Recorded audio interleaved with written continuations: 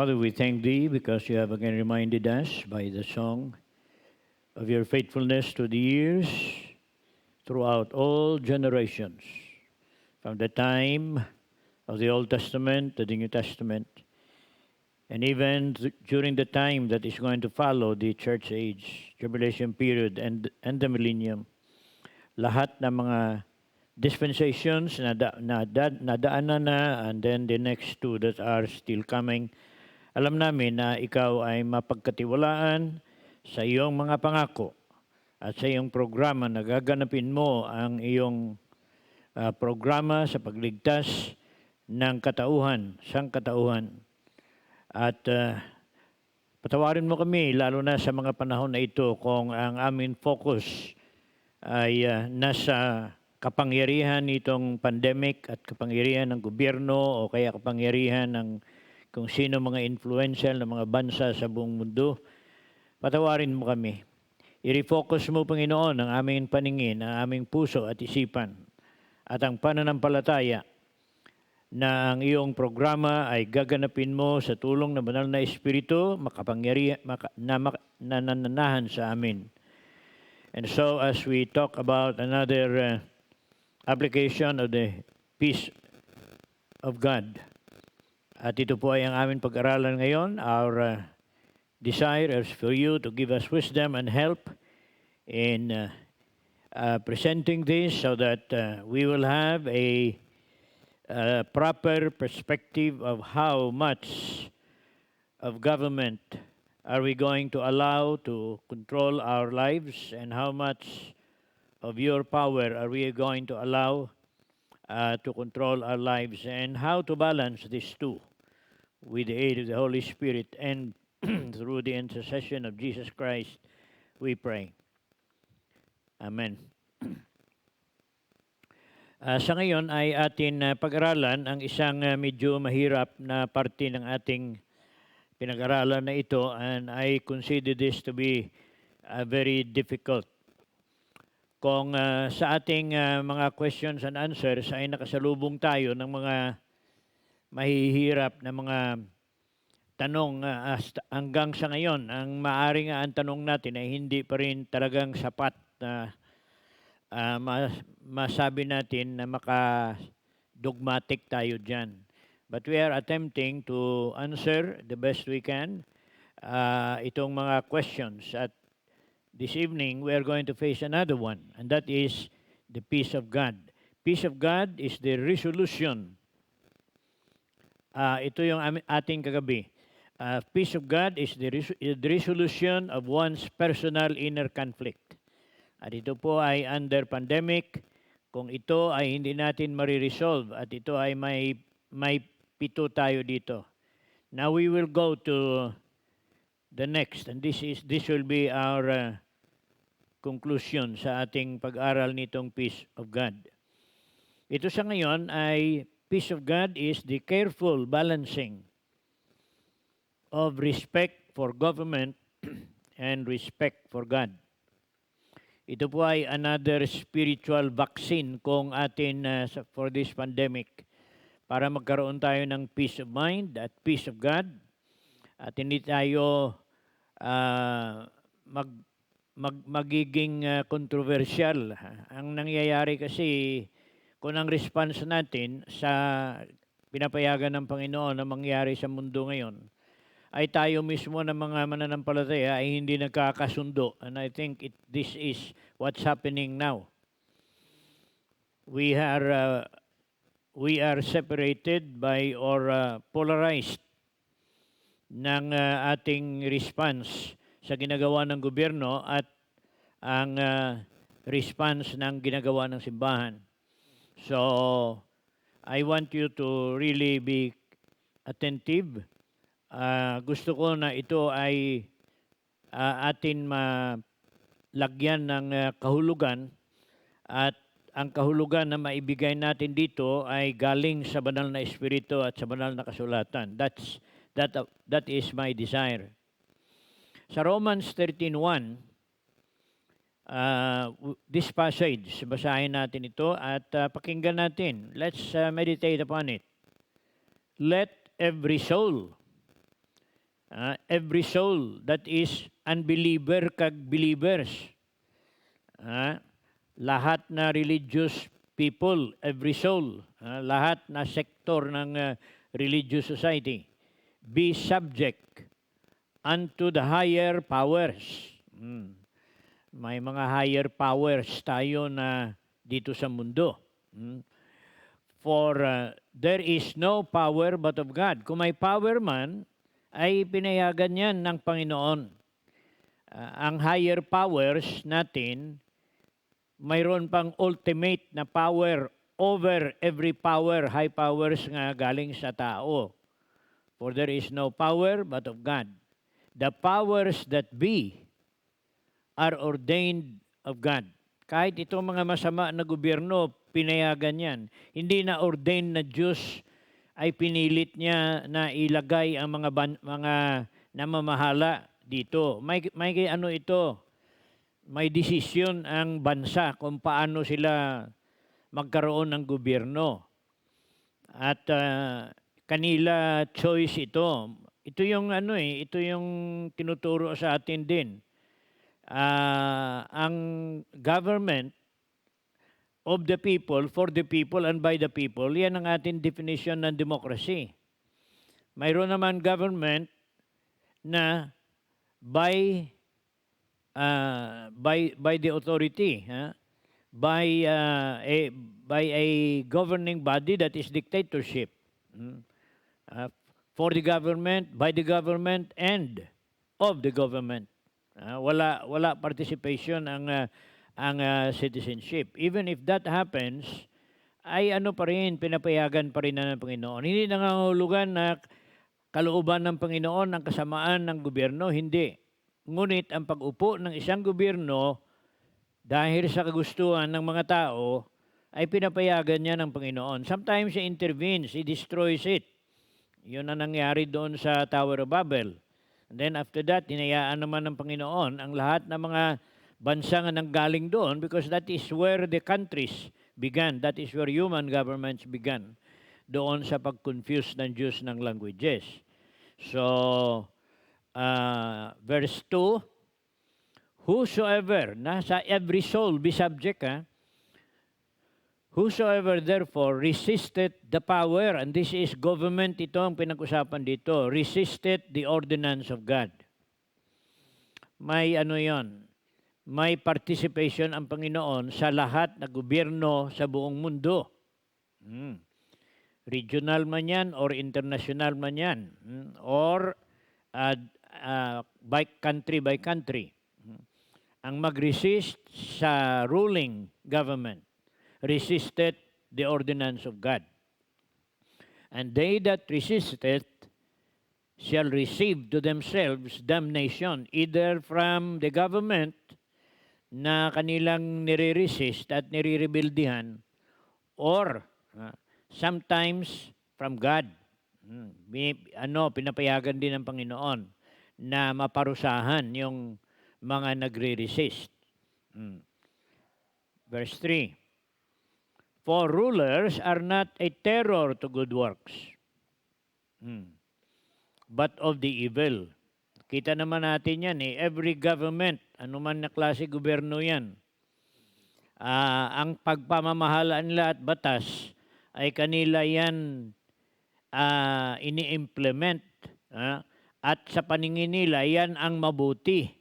So ang paningin ng rulers na mabuti, ang gumagawa niyan ay kanilang inaalagaan at ila sinusustain.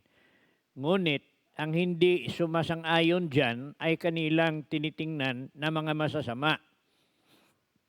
Kaya kung democracy, may good works na ini-endorse yung democracy. Kung communism, may kanila din na quotation, good works, at mayroon din silang evil works. Of course, ang definition nila niyan ay iba.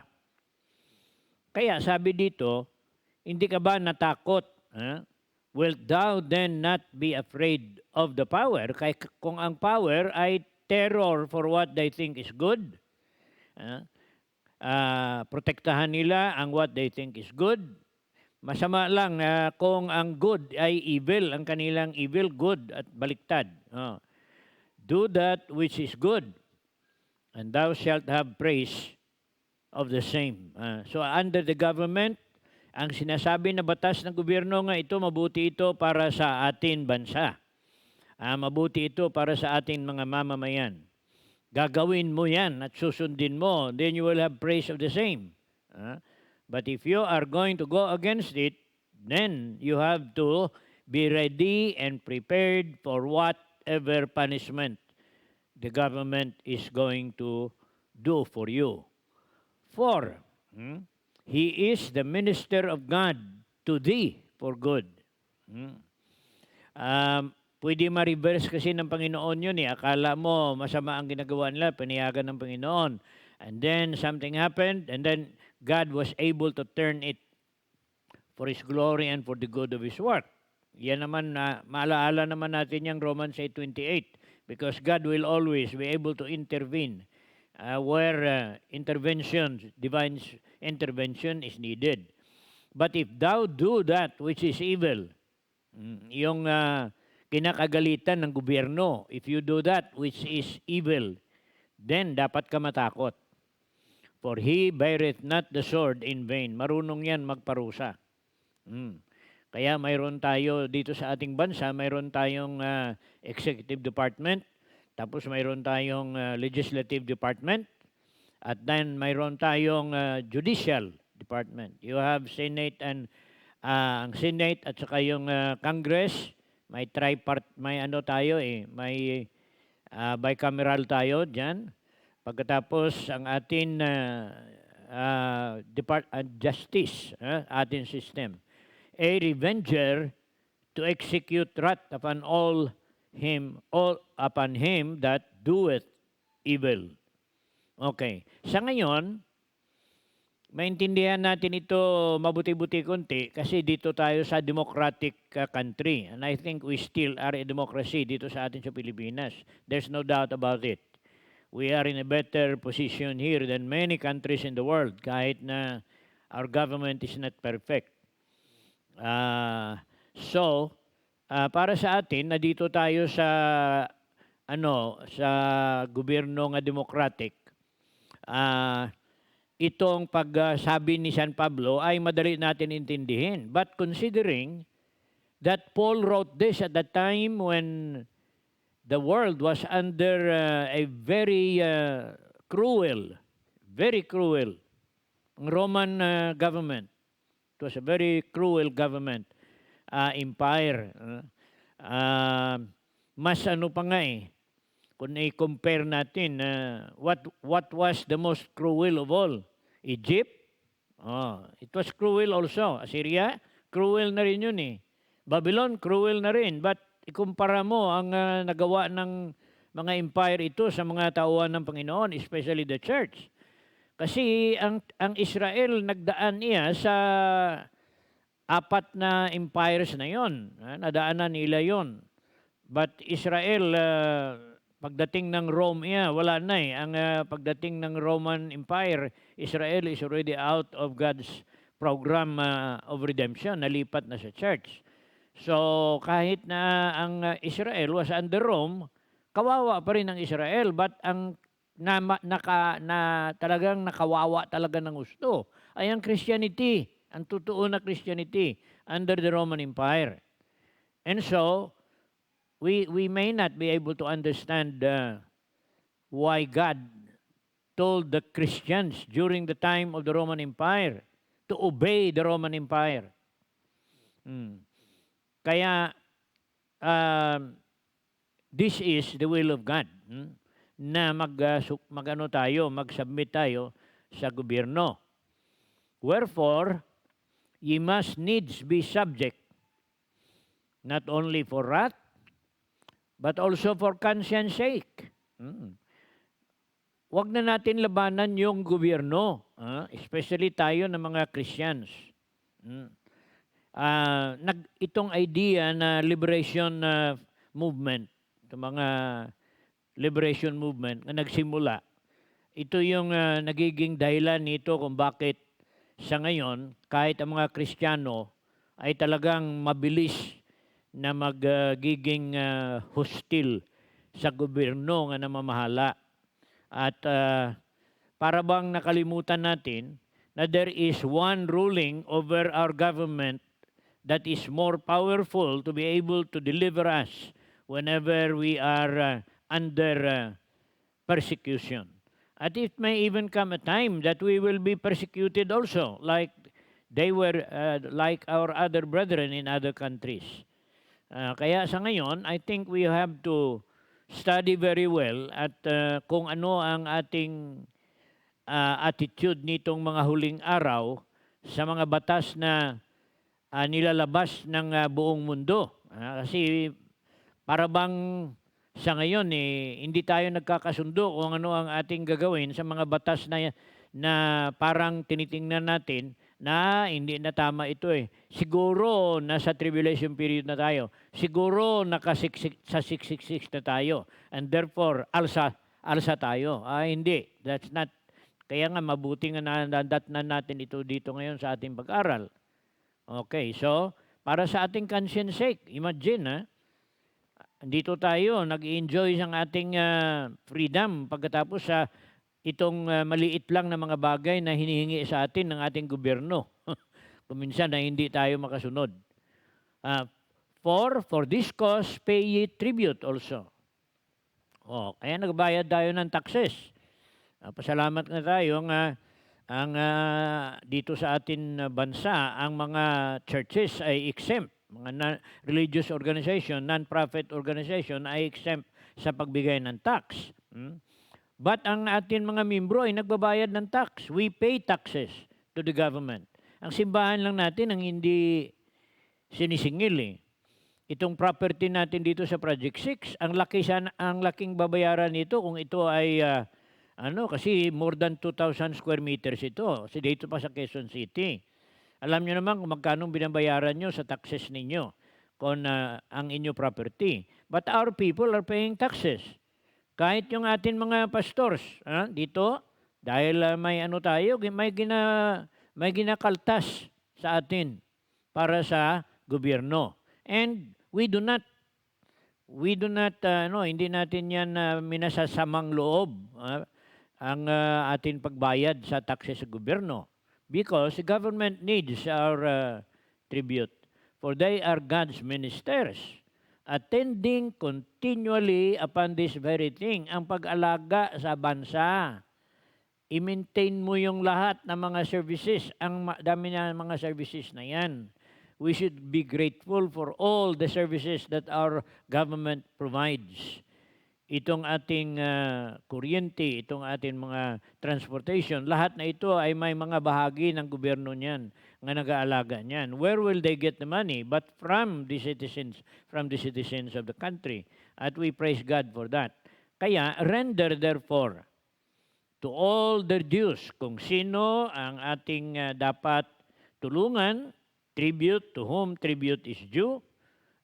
Kaya dito sa atin, kung may ipagawa ka, magkasundo ka muna sa gumagawa kung magkano ang singil niya. Pagkatapos magkasundo kayo sa panahon kung kailan matapos. Anong kailangan dito, mga ganyan. Pagkatapos, ito ay may pa yan.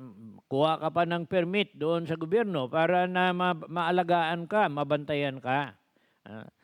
Fear to whom fear. Ang dapat respetahin at dapat natin igalangin. Katakutan, katakutan natin of fear yan na may reverence, na may paggalang. Honor to whom honor. Okay? So para na ang ating pag-aralan ay hindi naman na ibintang niyo sa akin lahat ang sinasabi ko rito. Kasi kung minsan basta kunin natin sa Bible at saka hindi tayo minsan magtingin sa mga tinuturo ng ating mga kasamahan din, lalo na itong ating mga commentators, kuminsan na sino ako na magsabi sa inyo nito. So maganda na rin kuminsan na mayroon tayong kasama din sa ating mga pag-aral nito because kung ako lang, madali ako maaaring sabihin na, kay Pastor Nasita lang yan, wala sa Bible yun. Okay, so ginamit ko ito ngayon. Ginamit ko ito dahil alam ko kung ang Holy Spirit nagtuturo sa atin sa mga pinag-aralan natin because He dwells in us, then there are other people too, outside us, in other sectors of society, especially yung mga evangelical kag Bible believing commentators. Ito yung kinuha ko dito. The duty and obligation of civil obedience. May naririnig tayo nga civil disobedience. Disobeying the government. Ito naman, the duty and obligation of obeying civil government. At sa Bible na nabasa ito, kasi ang ginamit dito, ang binasa tayo, yun din ang comment na nakuha natin dito sa mga ito. Ito is a team, itong sa Bible Illustrator, team ito sila ng mga Bible commentators na nilalagay at pinapublish nila. And we have it available sa internet. Number 1, the duty which we owe to civil governors o namamahala sa atin or civil governments. The duty which we owe, believers. Number 1, submission. At si San Pablo ang nagsulat nito, commented by our fellow believers. This injunction is given to every soul, and with regard to its extent, Peter says, submit yourselves to every ordinance of man. Kanina si Pablo ang nagsabi doon sa Rome. Peter here is quoted also, submit yourselves to every ordinance of man. Ang every ordinance of man, galing ang context nito, ordinance of man that is in civil government. When they are not at variance with the law of God, the scriptures expressly enjoin an unreserved obedience. Basta wala lang sang moral issues na involved na mag-conflict ang batas ng Diyos at ang batas ng gobyerno. Sundin natin ang batas ng government. Okay? Dahil wala man ng conflict. Wala man ng conflict. Ang problema ay when may conflict. And that is where we have to be very careful. However, if we are ordered to do things inconsistent with God's will, we are to obey God rather than man. In times when halata talaga at very clear na ang pinapagawa sa atin ng gobyerno ay hindi na ayon sa kalooban ng Diyos. Then we obey God rather than man. Ito yung ginawa ng mga sila Daniel, sila Peter, and then the Hebrew youth, yung tatlo na una, as did the three Hebrews, si Shadrach, Meshach, and Abednego, kasi wala doon si Daniel during their time yang sa Babylon sila. Si Daniel naman Persian na. And then si Pedro sa church age na, under the Roman Empire. So you have under the Babylonian Empire, you have the three Hebrew boys. Under the Persian Empire, you have Daniel still alive. Hindi natin alam kung sila ang tatlo ay alive pa. But si Daniel was still alive. They respectfully, they were not discourteous and arrogant in refusing the order of the king. We are not careful. Sabi dito, we are not careful. Meaning, we are careful. We are not careless to answer you. But nalaman naman natin yung kwento na yan. Nalaman namin na yan ay order mo. But dahil kami ay hindi makasunod niyan, then in the hindi namin sundin yun. Kasi inapasimba sila eh. Nagsabi sila na hindi nila sundin. At saka sabi nila, bigyan pa nga sila pagkakataon eh. O, bigyan ko pa kayo pagkakataon. O, patugtugin ko ulit para na magsamba kayo. Hindi na nga natugtog yun eh, dahil ang sabi ng tatlo, wag na, mahal na hari, wag mo na patugtugin. Kasi, kung patugtugin mo yan, ay hindi pa rin kami magsunod niyan. Bahala na ang Diyos kung anong mangyari sa amin. Kung hindi niya man kami iligtas, then hindi pa rin kami. Pero, hindi namin sundin ang order mo. Kung ligtasin kami ng Panginoon, okay lang. Kung hindi pa rin namin sundin ang order mo. So, tinapon sila ngayon sa apoy. Nalaman natin that God's presence was there with them. At hindi lang sila dineliver. Hindi sila dineliver nga hindi na matuloy. Natuloy yun. Pursim naman sila ng Panginoon sa loob ng furnace. So, what was asked of them to do was a moral issue. Kaya, nag-ano sila. Ganon din si Daniel. Kasi ang order doon ay wag na kayo manalangin wag kayo manalangin, magsamba kahit kanino, sa akin lang. And of course, that was a manipulated order. But anyway, pinayagan na rin ng Panginoon. Kaya nahuli nila si Daniel. Kasi every day, 3 hours siya, morning, noon, and evening, naghaharap siya sa Jerusalem out of his window. Kaya nakita siya ng kalaban. Kaibigan siya kaibigan siya ni Darius. Pinatawag pa nga si Darius eh. Pero wala magawa si Darius dahil napermahan niya na eh. Kaya sabi niya, sige, kailangan itapon ka sa lion's den. At yun ang nangyari nga. Tinapon si Daniel sa lion's den, but it was not really, masama ang loob ni Darius. Kaya overnight, ano nangyari doon? Overnight, kasama niya kasama ni Daniel doon, ang Panginoon naman, nga nagpigil ng mga leon. And so, ito sila, they refused. Peter also. He was put in jail because he preached. He was prevented from preaching. And then nalaman naman natin na doon sa chapter 12 ng Acts kung paano pinalabas si Pedro doon. Samantalang si James ay pinugutan ng ulo. Allowed. So, ito ngayon ang may moral issue. Okay? The lion's den in Daniel's case also involved a moral issue. God was also with him in the den overnight. Okay.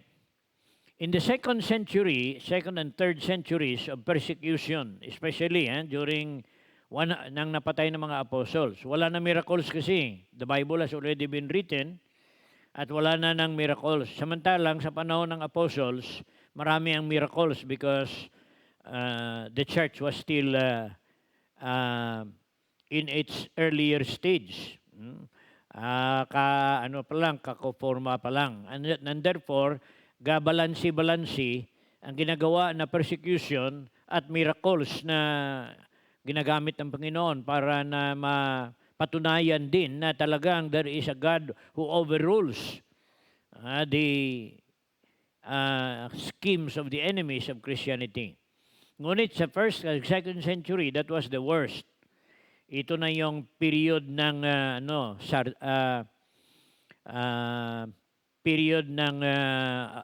Ephesus, Smyrna.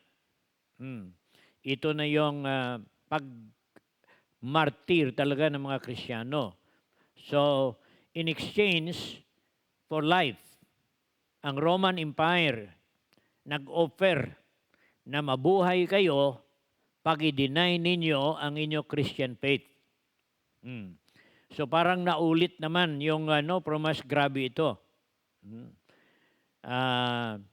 And this is what happened. Thousands were executed. Kung basahin natin yung Trail of Blood, na history ng pagkamatay ng Christians during this period of persecution, Hindi ka makapaniwala na ang Panginoon ay nagpayag ng mga Kristiyano ay magdaan sa ganon klaseng persecution. Kawawa talaga.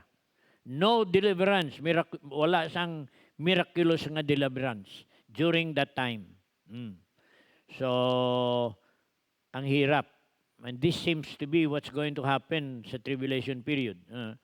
During this pandemic, the government offers medical solutions for everyone for free.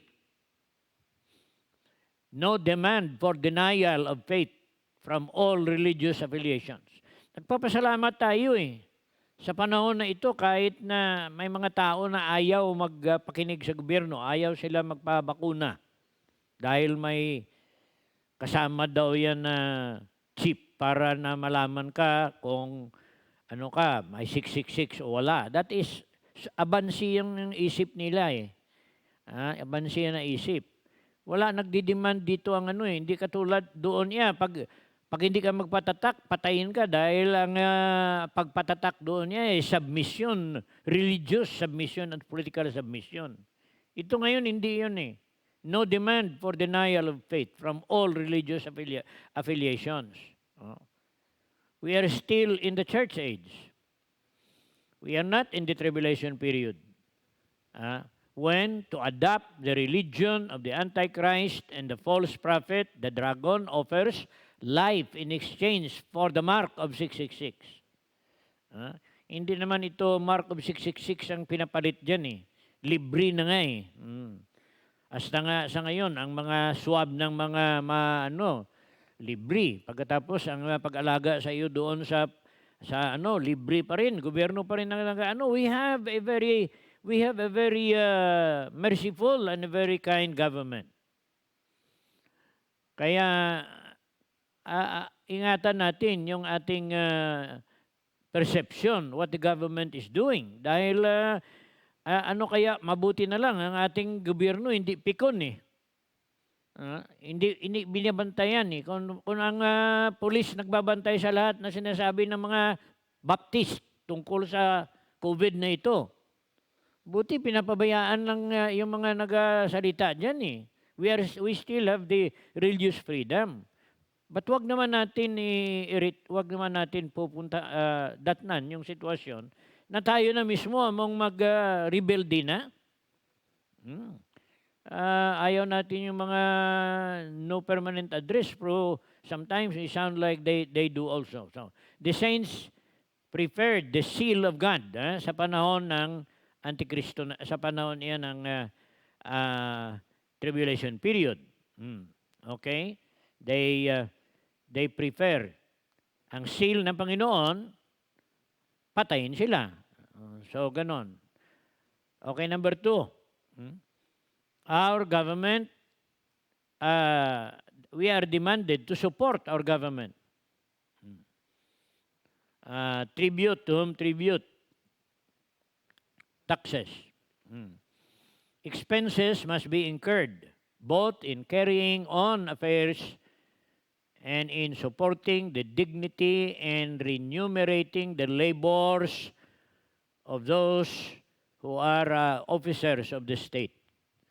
Kita mo saan kunin yung sweldo ng mga congressman, mga senador, mga gobernador, mga mayor, mga barangay. Saan kukunin yan ng gobyerno? Hindi man yan sila makahingi doon sa ibang bansa dahil dito sila. Ang suporta nila nanggaling sa mga citizens. Kaya hence, there must be taxes, tribute, and custom. Okay, so that is supporting the government. Tax evasion in our society is a crime. Hindi tayo magbayad. So, it's okay because may makuha naman tayo na, biro mo ang mga pulis, dapat masuportayan sila. Military, masuport. So, church and government, Christians and government should work together for the maintenance of our government. Hence, all shrinking from bearing itong pag-iwas,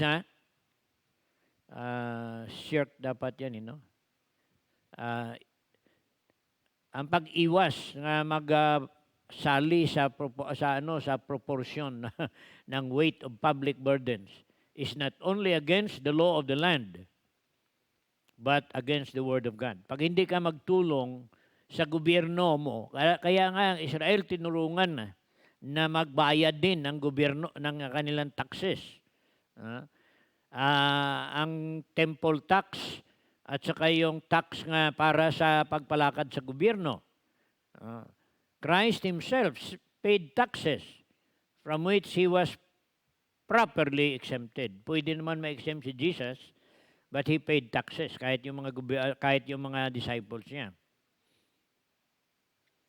Okay, then respect.